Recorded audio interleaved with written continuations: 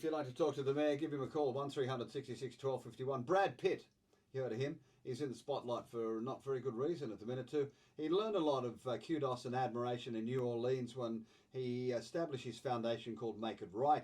Now, that was to build affordable homes for residents, okay, in the lower 9th Ward after Hurricane Katrina wiped it out.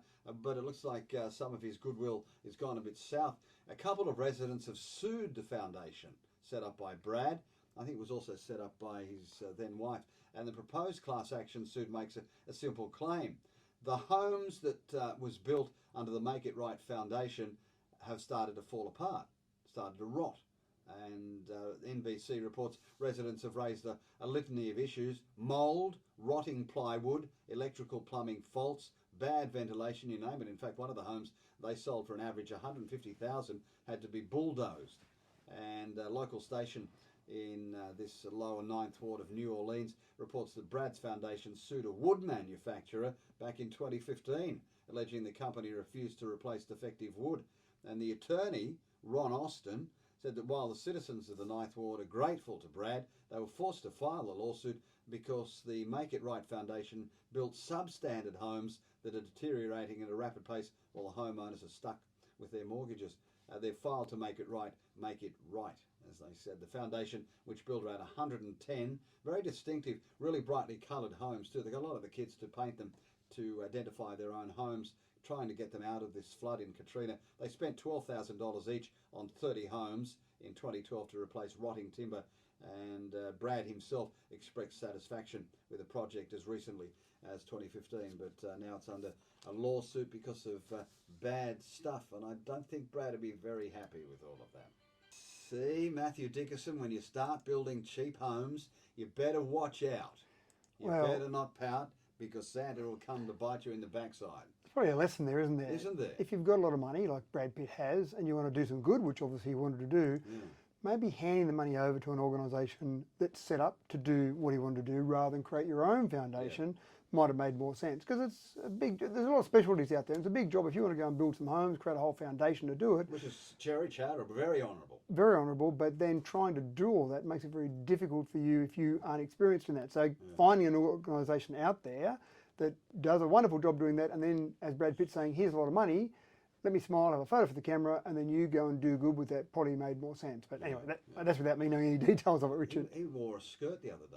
Did he? Did you see You that? follow Brad Pitt a bit too closely, I think, Richard. Well, he keeps ringing me up and I keep saying, Brad, leave me alone, would you? Not again. Yeah. Oh, I'm not talking about him. Brad Pitt, the plumber. It's a different bloke.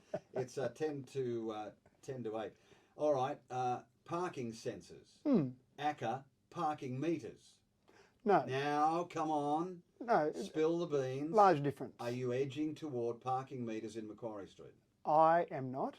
I have no idea whether any other councillors are, but they've expressed no opinion towards parking meters in our CBD. And the big thing with the parking sensors, I actually quite like the technology. It wasn't our decision. It was done in March 21. So March last year, council decided to go ahead under the cover of darkness of pandemic. Is that what you're telling me? No, I think they just went ahead last year, March 21. They made a decision to go ahead, spend $75,000 of our money, so it's not grant money, it's our money, to put in 150 sensors in the road. So rather than our parking inspectors going along, walking along and going, look, chalk on the tyre, right, Richard Perno's parked here, come back in an hour and a half, oh, he's still parked there, better give him a ticket. The 150 spots, and this is basically Church Street, along Church Street, small section of Macquarie from Church back to Talbragar, and then a small section of Brisbane. In Brisbane as well. Just on the north side of Talbragar Street. So 150 parking spots. Doesn't really matter where they are. What do they look like? Well, they're just a little section of the road. You won't really ever notice it there. Right. And it doesn't really matter because the whole thing is, if you park within the limits of the signage in that particular area, you'll never know they exist. What happens though is if a car is parked over the allotted time slot, whether it's 1 hour or 2 hours, whatever it might be, our parking inspectors get notification. There's a car parked in spot number 72. It's been there for an hour and a half. It's a 1 hour parking zone. Backtrack. What do you mean they get notification? How? They've got a device that they carry with them. Not on their phone. It's a separate device, but essentially. So they're in a cafe having a cup of coffee. Well, hopefully not. But they're walking the streets. And this, no, they're not. Then this thing beeps. Correct. Right. And then they can look down at this monitor. Yes. And it says car park 47. Yes. Has overstayed. Yes. Right. So they can then go to car spot 47 and they can, if it's required, issue an infringement there. Now, for example, they might get to car spot 47 and they realise that there's a person that's had an accident there, the car's in there and they're being treated by the ambulance. Or the car's gone. Or the car's gone, so they're not going to issue a ticket. So it still relies on the individual, the person, doing what they do now. There are a couple of big advantages of this. So the first advantage is they can go straight to where the infringement's happening. So rather than at the moment, it's random. They walk around the streets, they do a great loop of the CBD. And after we've got metho and rubbed the chalk off the tyre. That's right, that wouldn't happen, of course, Richard, our good honest citizens. So they can do that randomly now. So this will direct them straight to it. But the other things that you find from this is we'll be able to get more data on the parking habits of people. So for example, if we've got a 2-hour parking zone and we find that everyone's parking there for 50 minutes and one person every 500 parks there for 2 hours, we might say as council, well, that doesn't need to be a 2-hour parking zone. That would be better off being a 1-hour parking zone because we want that turnover of vehicles in our CBD from a retail perspective. We might find that there's an area that's got 1-hour parking and everyone's there for 1 hour 10, 1 hour 15. They're pushing as far as they can.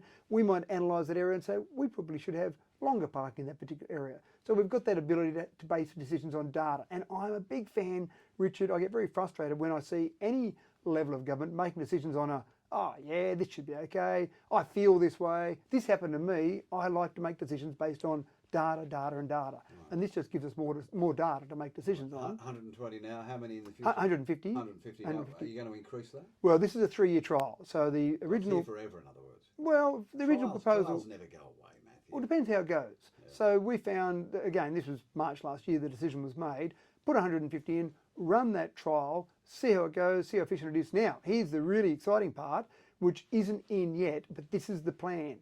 If this goes the way we hope it goes, and we're getting good, reliable data, and the information's all accurate, then we can actually develop an app that you could sit here and go, I've just got to duck around in Macquarie Street and do some shopping.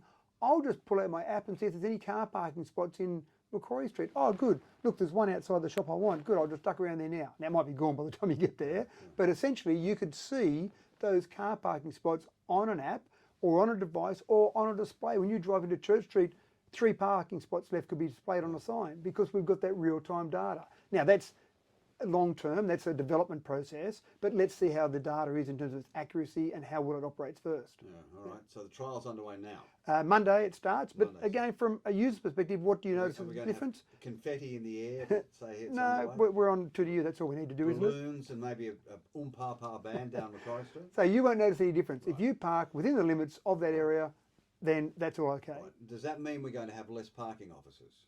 No, the parking officers, because they still need to issue the infringements. They still need to walk the streets for the rest of the area. It's only 150 parking spots. So we've got the same number of parking officers. No jobs will be lost here. And I love seeing our parking officers down the street and say good day, and they're chatting to everyone. I mean, they're a very friendly face for people until you've parked somewhere too long. They're not invited to parties.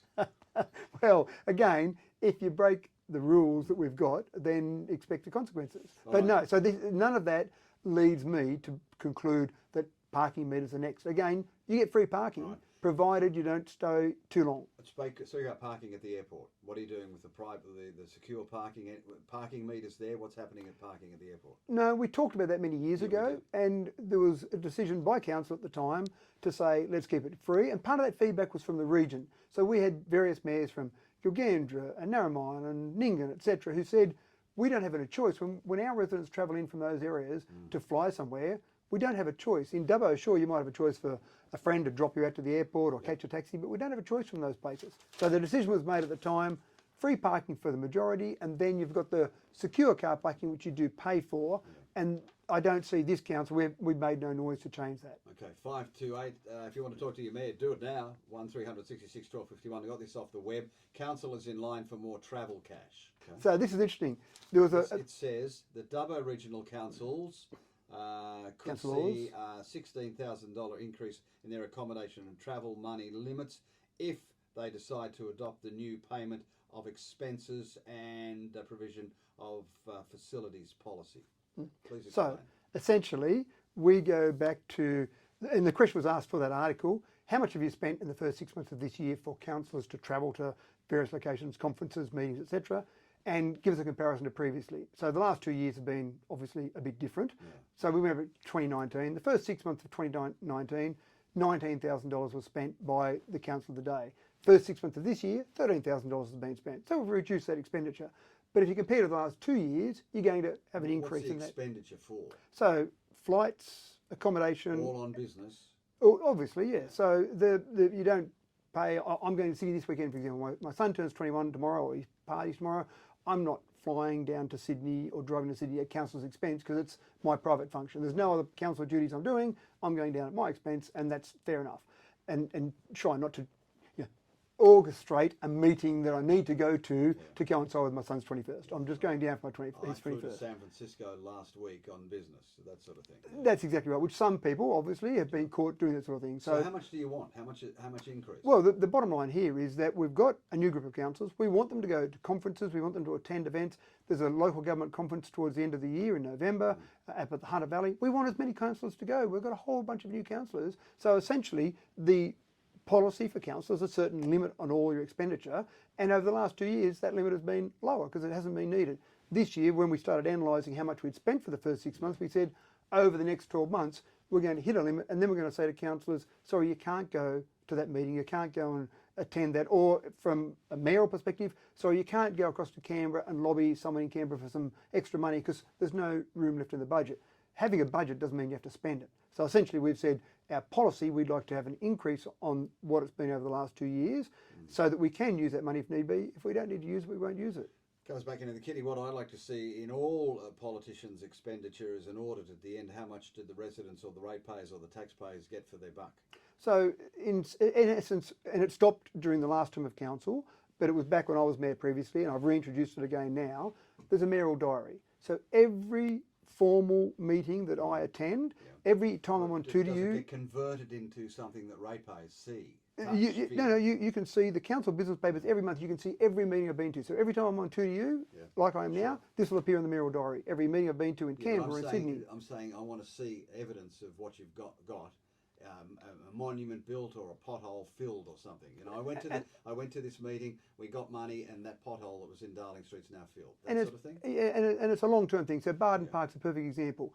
I know Murray Wood was actually the director at the time. Murray and I spent several meetings in Canberra trying to lobby for Barden Park money. Yes. Had to go to Sydney to get, because it was state and federal money. So I think it took us probably 4 meetings, maybe 5 meetings. I'm going back a long time memory now, over probably 3 years. And then we got Barden Park built, $6 million facility. Council put in about $1 million. The rest came from state and federal. So it's a long-term game you're playing there. Not every meeting results in some dollars. Briefly, the submissions in for Regan Park. Anything? I haven't looked at the submissions yet. I won't look at those until we get to the end of that process. But I know they're getting submissions in, and this is a consultant at the moment. It's not coming to council. This is the consultants that are doing that process at the moment. And there's more meetings at the beginning of September. So I'd encourage people, if you've got ideas for Regan Park, send them to the consultant. That's their job at the moment. Take those ideas, whatever those ideas might be. But I haven't looked at those yet. They haven't come to council yet. All right, okay. What are you doing this weekend? Oh, you're going to a birthday My son's 21st, yeah. He turned 21 during the week, but his 21st birthday is Saturday night. So I'm sure we'll see him for half an hour before he then goes and enjoys himself without his parents around. Go and hammer in some parking meters in Macquarie Street. Matthew Dickerson, thank you. Thank you, Richard. 8 o'clock.